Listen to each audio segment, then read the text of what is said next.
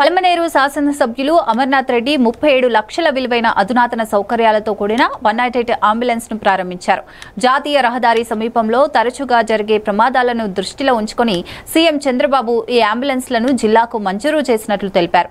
అత్యవసర పరికరాలతో కూడిన ఈ వాహనం క్షతగాత్రుల ప్రాణాలను రక్షించడంలో కీలకంగా ఉంటుందని చెప్పారు. ఏరియా ఆసుపత్రిని అన్ని విధాలా అభివృద్ధి చేసి రోగులకు మెరుగైన వైద్య సేవలు అందిస్తామని ఎమ్మెల్యే హామీ ఇచ్చారు.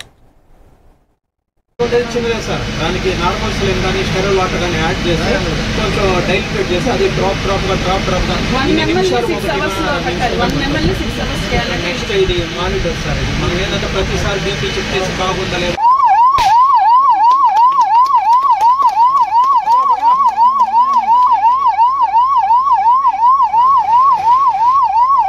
అంబులెన్స్ తీసుకొచ్చి ఇక్కడి నుంచి పేషెంట్స్ అక్కడికి షిఫ్ట్ చేసే పరిస్థితి ఉంది.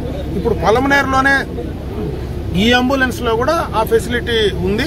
ఇది ఈ జిల్లాలోనే 2 వస్తే రెండిట్లో ఒకటి మనకు పలమనేరుకు ఒకటి, చిత్తూరుకు ఒకటి, 2 కూడా తీసుకురావడం జరిగింది. కాబట్టి ఇవన్నీ కూడా ప్రజలకు ఎక్కడ సమస్య లేకుండా, ఎక్కడైనా యాక్సిడెంట్లు జరిగి ఇబ్బందులు లేకుండా ఉండాలనేటువంటి ఆలోచనతో ముఖ్యమంత్రి గారి యొక్క ఆలోచన ఇది.